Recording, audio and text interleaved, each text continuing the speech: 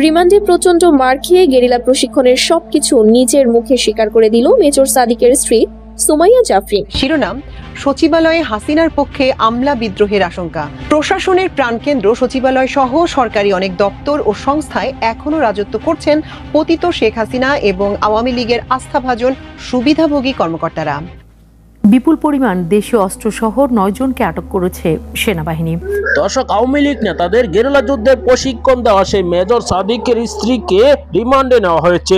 রিমান্ডে তিনি ভয়ঙ্কর তথ্য দিয়েছেন। যে তথ্যগুলো দিয়েছেন আপনারা শুনলে অবাক হয়ে যাবেন। কারা কারা ফেসে যাচ্ছে সেনাবাহিনীর ভিতর থেকে ভিডিওতে দেখতে পারবেন।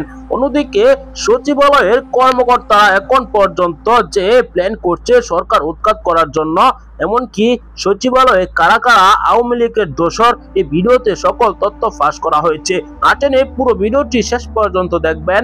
চ্যানেলে নতুন হলে সাবস্ক্রাইব করে রাখবেন পরবর্তী আপডেট পাওয়ার জন্য। ভিডিওতে একটি লাইক করে পুরো ভিডিওটি দেখতে থাকুন। বাংলাদেশের সামরিক ও রাজনৈতিক অঙ্গনে এক চাঞ্চল্যকর অধ্যায় শুরু হয়েছে। দীর্ঘদিন ধরে গেরিলা প্রশিক্ষণ কেলেঙ্কারির কেন্দ্রবিন্দুতে থাকা মেজর সাদিকের স্ত্রী সুমাইয়া জাফরিন আজ পুলিশের রিমান্ডে প্রচন্ড মার খেয়ে শেষ পর্যন্ত গোপন তথ্য ফাঁস করে সব স্বীকার করেছেন। তার মুখে প্রথমবারের মতো বেরিয়ে এসেছে সেই গোপন পরিকল্পনার বিস্তারিত, যা দেশের স্থিতিশীলতাকে হুমকির মুখে ফেলে দিয়েছে। গত কয়েক মাস ধরে দেশের বিভিন্ন প্রান্তে গোপনে গেরিলা প্রশিক্ষণের গুজব ছড়াচ্ছিল। সামরিক গোয়েন্দা বিভাগ দীর্ঘদিন তদন্ত করে প্রমাণ পেয়েছে যে এই প্রশিক্ষণের পেছনে রয়েছে একটি সুপরিকল্পিত ষড়যন্ত্র। মেজর সাদিক গ্রেফতার হওয়ার পর তার স্ত্রী সুমাইয়াকে তদন্তের জন্য রিমান্ডে নেওয়া হয়। শুরুতে তার বক্তব্য ছিল নির্দোষ, কিন্তু পরে তার বিরুদ্ধে প্রচন্ড শারীরিক নির্যাতন চালানো হয় বলে খবর। রিমান্ডের প্রথম কয়েকদিনে সুমাইয়া জাফরিন বিভিন্ন প্রশ্নের উত্তর দিতে অস্বীকৃতি জানায়, কিন্তু প্রহর গুণে প্রচন্ড শারীরিক নির্যাতনের ফলে, বিশেষ করে মারধর ও ধৈর্য পরীক্ষা করার কৌশলে, অবশেষে সে সব গোপন তথ্য ফাঁস করে। পুলিশের উচ্চ পদস্থ কর্মকর্তা একাধিকবার জানিয়েছেন তার স্বীকারোক্তি পুলিশের অনুসন্ধানকে নতুন মাত্রা দিয়েছে। সুমাইয়া স্বীকার করেছেন যে তার স্বামী মেজর সাদিকের নির্দেশনায় গোপনে দেশের বিভিন্ন স্থানে গেরিলা প্রশিক্ষণ ক্যাম্প চালানো হচ্ছিল। তার দায়িত্ব ছিল অর্থায়ন, ক্যাম্পের ব্যবস্থাপনা এবং প্রশিক্ষণার্থীদের তালিকা প্রস্তুত করা। তিনি বলেন, আমরা চাইছিলাম দেশের রাজনৈতিক পরিস্থিতি পাল্টাতে এবং ক্ষমতায় ফিরে আসার জন্য সশস্ত্র প্রস্তুতি নিচ্ছিলাম। এই স্বীকারোক্তির পর থেকেই সেনাবাহিনী ও গোয়েন্দা বিভাগের মধ্যেও ব্যাপক উত্তেজনা বিরাজ করছে। গোয়েন্দারা জানিয়েছেন সুমাইয়ার দেওয়া তথ্যের ভিত্তিতে আগামী দিনগুলোতে বড় বড় অভিযানের পরিকল্পনা রয়েছে। তারা আশাবাদী যে গেরিলা প্রশিক্ষণের পেছনের আসল চালিকা শক্তিদের বের করে আনা সম্ভব হবে। রাজনৈতিক মহল থেকে এই ঘটনা ব্যাপক আলোচনার মুখে পড়েছে। বিএনপি এবং এনসিপি দ্রুত এই ঘটনার ব্যাখ্যা চেয়েছে এবং অভিযোগ করেছে যে সুমাইয়ার বিরুদ্ধে বিচার প্রক্রিয়াটি রাজনৈতিক উদ্দেশ্যে পরিচালিত হচ্ছে। অন্যদিকে সরকারের পক্ষ থেকে জানানো হয়েছে এই ধরনের রাষ্ট্রবিরোধী কার্যকলাপে কোনো ছাড় দেওয়া হবে না এবং দেশের আইন শাসন বজায় থাকবে। সুমাইয়ার পরিবারের সদস্যরা গণমাধ্যমকে জানিয়েছেন এই ঘটনা পুরোপুরি সাজানো এবং তার বিরুদ্ধে প্রমাণ সংকুলানের জন্য বিভিন্ন পদ্ধতিতে প্রভাব বিস্তার করা হয়েছে। আর ভাই বলেন, আমরা বিশ্বাস করি সুমাইয়া নির্দোষ এবং তাকে ফাঁসানো হয়েছে। পরিবারের এই বক্তব্য দেশের রাজনৈতিক পরিস্থিতিতে নতুন বিতর্কের জন্ম দিয়েছে। গেরিলা প্রশিক্ষণ নিয়ে এই কেলেঙ্কারি এখন দেশের সর্বোচ্চ আলোচনার বিষয়। সুমাইয়ার স্বীকারোক্তি পুরো ঘটনা আরো গভীর ও জটিল করে তুলেছে। দেশের মানুষ এখন বিচারের স্বচ্ছতা এবং সঠিক তদন্তের জন্য অপেক্ষায় রয়েছে। আগামী দিনে এই ঘটনার সত্যতা, প্রভাব ও পরিণতি কি হবে সেটাই সময় বলে দেবে। প্রশাসনের প্রাণকেন্দ্র সচিবালয় সহ সরকারি অনেক দপ্তর ও সংস্থায় এখনো রাজত্ব করছেন পতিত শেখ হাসিনা এবং আওয়ামী লীগের আস্থাভাজন সুবিধাভোগী কর্মকর্তারা। জুলাই গণ অভ্যুত্থানের পর শীর্ষ পদগুলোতে পরিবর্তন হয়েছে সামান্যই। অনুসন্ধানে জানা গেছে বিভিন্ন মন্ত্রণালয় ও বিভাগে হাসিনার নিয়োগকৃত অধিকাংশ কর্মকর্তাই রয়ে গেছেন। তারা জোটবদ্ধ এবং নিজেদের মধ্যে কিছুদিন পরপর গোপনে বৈঠকও করেন, যেন তারা সুযোগের অপেক্ষায় আছেন। এ অবস্থায় সচিবালয়ে শেখ হাসিনার পক্ষে সহসাই আমলা বিদ্রোহ এবং নির্বাচন বানচালের আশঙ্কা করছেন অনেকেই।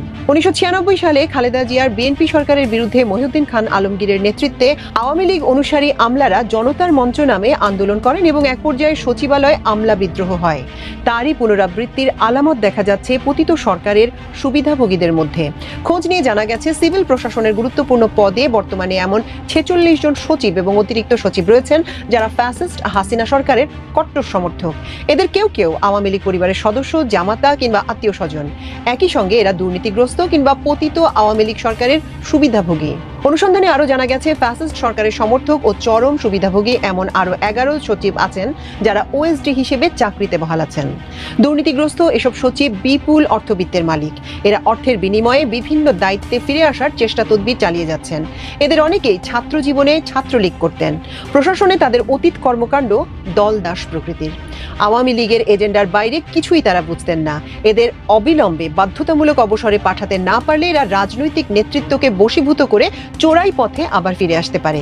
2014 ও 2018 সালের ভোটের কারিগর আমলাদের অবসরে পাঠানো হয়েছে, কিন্তু 2024-এর ভোটের দায়িত্বে যারা ছিলেন তারা এখনো বহাল আছেন।